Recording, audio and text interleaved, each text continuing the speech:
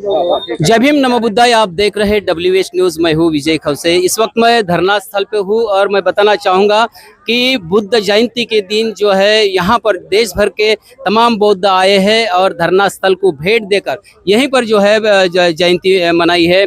और तमाम बौद्ध की एक ही मांग है कि BT एक्ट निरस्त किया जाए और महाबोधि महाविहार मुक्त किया जाए।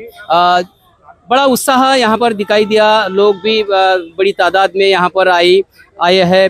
लेकिन हमें अपेक्षा आई थी, लोगों को एक अपेक्षा थी कि बौद्ध जयंती के पहले जो है ये कानून निरस्त होगा, मगर ये निर्णय अभी तक के सरकार ने नहीं लिया है। इसी के बारे में जो है आज हमने प्रज्ञाशील भंती जी इनसे जानना चाहा कि कल का जो दिन था बुद्ध जयंती का वो कैसा रहा। तो आइए सुनते हैं प्रज्ञाशील भंती जी को, भंती जी ने क्या कहा।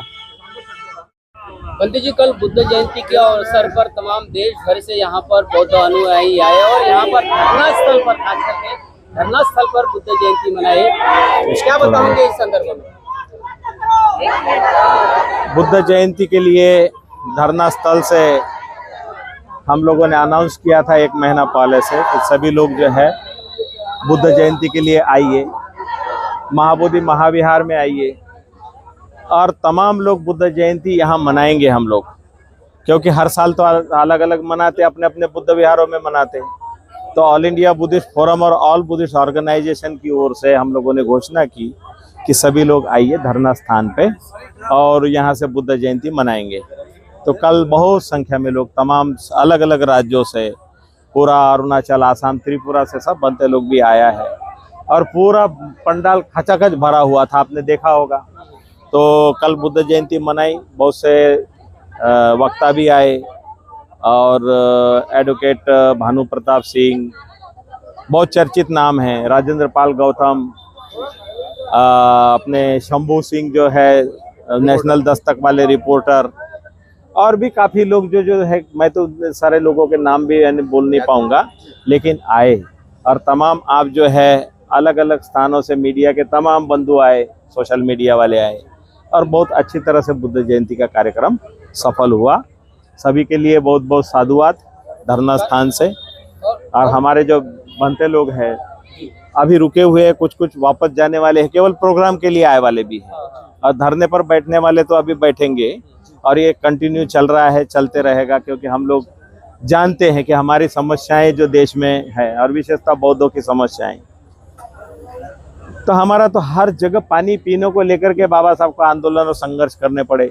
तो महाबोधि महाविहार का जो एक्ट 1949 बदलने का जो मामला है, Bodhgaya temple act, BT act 1949, ये चर्चा अब घर घर, बच्चे बच्चे तक के फैल चुकी है और सब लोगों ने ये जानकारी मिल गई है कि अन्यायपूर्ण कानून है, संविधान विरोधी है, और संविधान विरोधी है वो मानवता विरोधी भी है, क्योंकि धर्मनिरपेक्ष की बात करते हैं, आर्टिकल 25, 26, 27 की बात करते हैं, बात तो सभी करते हैं, संविधान यहाँ लागू नहीं, बोधगया में संविधान लागू नहीं है। अगर बोधगया में संविधान लागू होता तो जिलाधिकारी किसी भी धर्म का बना होता, लेकिन एक ही धर्म विशेष को बनाया जाता है, तो इसका मतलब गया जिले में संविधान नहीं। जब हम कहते हैं कि जात धर्म लिंग भेद नहीं है, सबका समान है, तो यहाँ पर समान नहीं।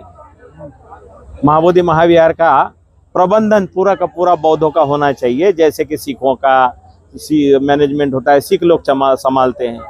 इस्लाम के मानने वाले जितने हैं उनके जो सारे स्थान है उसका संचालन इस्लाम के मानने वाले लोग करते हैं। क्रिश्चियन लोग जितने भी दुनिया में हैं उनके संचालन उन्हीं की कमेटी होती है।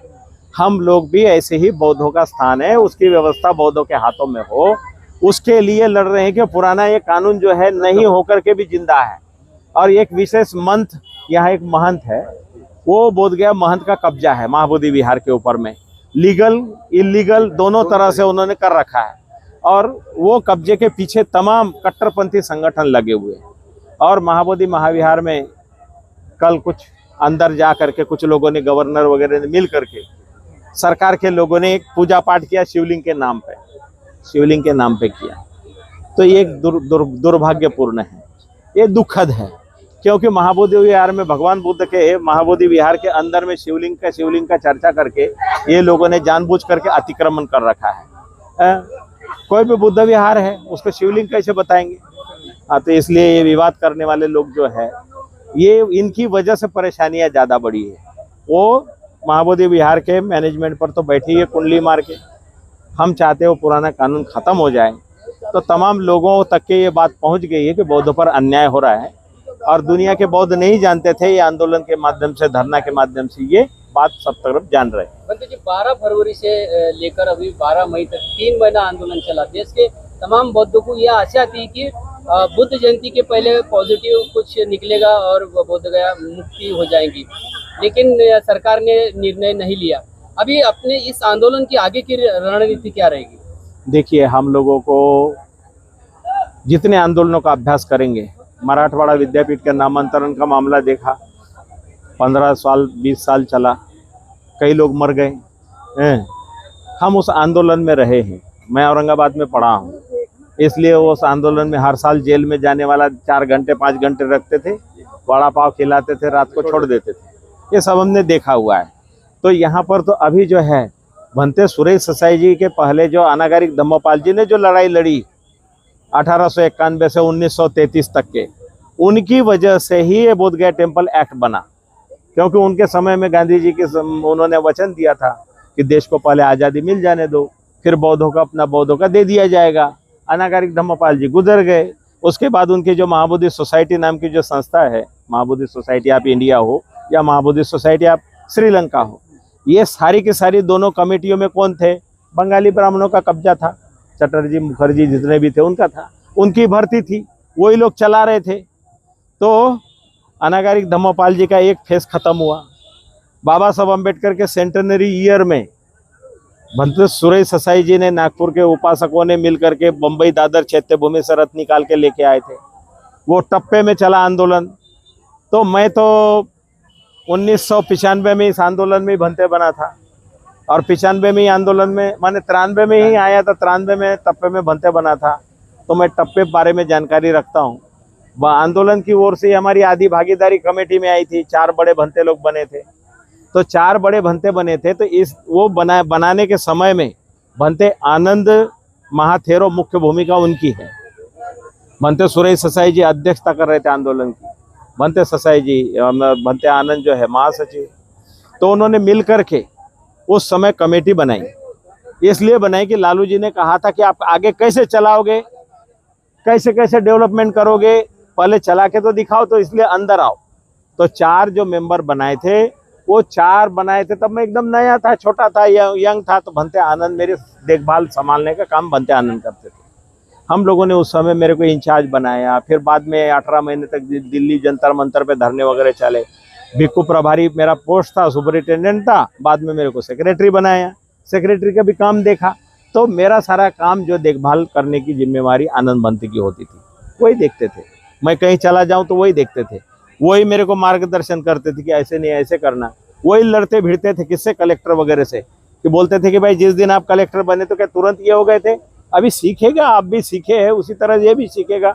मैं संभालूंगा। तो भंते आनंद संभालते थे। तो ये जयंती प्रोग्राम जो हुआ हर साल कालचक्र मैदान में, कब से शुरू हुआ मालूम है? जब मैं वहाँ पर महाबोधि विहार में था, तो हमने बोधि वृक्ष के नीचे से निकाल के कालचक्र मैदान में कार्यक्रम ले गए। बाबा साहब का जो स्टैचू है नागपुर से लाके लगाया वाला जयप्रकाश उद्यान में, उसकी एक फाइल बनी हुई है। 6 दिसंबर, 14 अप्रैल, 14 अक्टूबर, ये कार्यक्रम कमेटी की ओर से मनाने का सारा बनाया हमने, क्योंकि हम उसमें बैठे थे। तो कालचक्र मैदान में बुद्ध जयंती जी का जो कार्यक्रम होता है, उसका खर्चा बोध गया टेम्पल कमेटी खर्चा करना है उसको, क्योंकि साल भर दान लेती है तो उसका कार्यक्रम करना है।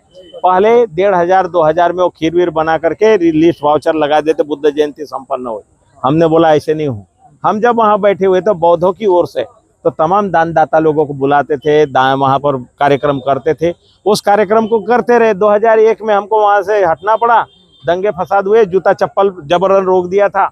महाबोधि विहार में तेल के दिए जलाने से रोक दिया था। तो यहाँ लोकल वाले सारे उग्र होकर के, जब भ्रष्टाचारी जो लोग थे उनको जब निकाल के बाहर किया, तो सारे गुस्से में उन्होंने दंगा फसाद कराया था। तो उसके कारण जो है 2001 में कमेटी जो है 3 साल की थी, खत्म हो गई। हम वहाँ से निकल गए। भंते ससाई और ज्ञानेश्वर जी 15 साल तक के उसमें थे, मेंबर थे। तो वो मूवमेंट जो चला, अभी 20, 22, 25 साल गैप हो गया। तो ये जो दार्जिलिंग, कालिम्पोंग तमाम क्षेत्र के जो लोग हैं, हिमालयन बुद्धिस्ट जो है, उन्होंने ऑल इंडिया बुद्धिस्ट फोरम के तहत बंगाल में बुद्ध जयंती की छुट्टी नहीं थी, वो छुट्टी के लिए सारी यूनाइट होकर के उन्होंने सक्सेस किया। उसी सक्सेस को देखते हुए उन्होंने महाबोधि विहार को भी आंदोलन खड़ा करके सभी लोगों को यूनाइट करना और इस यूनाइट करके यूनिटी से इसको सक्सेस दिलाना, उसके लिए काम कर रहे हैं। और उसमें पहल करने वाले आकाश लामा जो है वो मूवमेंट को सक्सेस किया, इसलिए इस मूवमेंट को लीड वही कर रहे हैं, हम केवल उनके साथ में हैं, खड़े हैं। तो हाँ, आज भी एक अहम बैठक मीटिंग बुलाई गई है, सभी लोगों को भी वहाँ पे बुलाया है। क्या आज की मीटिंग में देखिए, क्या प्रस्ताव हो सकता है? हर बार जो भी हमने मूवमेंट उठाए उसके दूसरे दिन हम लोगों ने प्रेस वालों से भी बात की है, लोगों से भी बात की है कि भाई हमें आगे करना क्या है, आपका विचार आप सजेशन दीजिए उसके लिए। क्यों कि ये गया के आसपास के जो हमारे ज्यादातर ओबीसी वर्ग के जो लोग हैं, जो सम्राट अशोक के वारिस है, वो वही पहले हमारे विरोधी थे। अब धीरे धीरे उनको स्वाभिमान जाग रहा है, बाबा साहब के प्रति जय भीम, बहुत से लोग जय भीम के विरोधी थे, तो बाबा साहब के जय भीम मोल करके जो आगे आ रहे हैं, पढ़ रहे हैं, समझ रहे हैं, लोगों को जोड़ रहे हैं, इसलिए ये मूवमेंट जो है बड़ा मजबूत हो रहा है। तो बहुत से लोगों के आंखों में सलता भी है, यूनिटी सलती भी है, तो इसलिए कोई ना कोई झगड़े लगाओ, ये करो, इनको तोड़ो फोड़ो, तंबू उखाड़ो, ये सारा कार्यक्रम जो है विरोधी लोग जो है करवाते रहते हैं। हर प्रशासन इसके साथ में उखाड़ पछाड़ और हमारे खिलाफ। महाराज जी, हाँ जी, पता चला है कि एसडीएम और यहाँ के प्रशासन, यहाँ पे डीएम साहब की तरफ से आप लोगों को प्रताड़ित किया जा रहा है, इस बार ऐसे है। वो तो सरकार जो है धरना प्रदर्शन के तो विरोधी रहते ही है, हाँ रहते ही है। हम बहुत दिन से तो पानी नहीं है, हम खरीद के पानी आ रहा है हमारा। नगर पालिका परिषद की तरफ से दिए जाने हाँ, वाला तो पानी भी बंद करा दिया गया हाँ, है। काफी। तो ये क्या है, अभी तो तंबू उखाड़ने की तैयारी में कई बार कर चुके हैं। हमारा धरना प्रदर्शन करना, शांतिपूर्ण ढंग से करना हमारा अधिकार है। जब तक बीटी एक्ट निरस्त नहीं होता तब तक ये धरना जारी रहेगा। देखिए, काला कानून जब तक समाप्त नहीं होगा, ये मानवता के तमाम लोग, तब सभी लोगों के प्रति है ना, चाहे हिंदू मुस्लिम हो, सभी के खिलाफ में हो बोध गया टेम्पल एक्ट 1949। इसलिए संविधान यहाँ लागू नहीं है। संविधान लागू तब होगा जब ये काला कानून खत्म होगा। धरना जारी और रहेगा। ऐसे है, धरना तो चल ही रहा है, देख रहे हैं, निरंतर बैठे हुए देख रहे हैं, निरंतर जारी है। लेकिन क्या है कि कुछ लोगों ने आधी रात में आके हल्ला किया, हल्ला करके बोल दिया धरना खत्म हो गया। अब बेचारे लोगों ने जो है बोल तो दिया, लेकिन इतनी भीड़ देख करके फिर क्या करेंगे, भगाने की कोशिश कर रहे हैं या फिर हमको दे दो, लेकिन सफल नहीं हो रहे। थैंक यू बंटी जी, हमारे से बात करने के लिए। ठीक है, मंगल। ठीक। दोस्तों, सुना है आपने बंटी जी प्रज्ञाशील को सारी बातें उन्होंने बताई है। और ये जो धरना जो है, ये धरना अभी निरंतर चलते रहेगा, निरंतर चलेगा, क्योंकि जब तक बीटी एक्ट जो है निरस्त नहीं होता तब तक ये जो धरना है ये चलते रहेगा। तो बौद्ध की भी एक ही मांग है कि अभी बीटी एक्ट खत्म करे। तो बिहार सरकार ने भी इस पर संज्ञान लेकर जो है बीटी एक्ट को जो है निरस्त करके ये बौद्ध के हवाले ये बौद्ध महाविहार जो है करना चाहिए, ऐसी ही मांग देश भर से उठ रही है। देखते रहिए WH न्यूज़, लाइक करें, सब्सक्राइब करें। जय भीम, नमो बुद्धाय।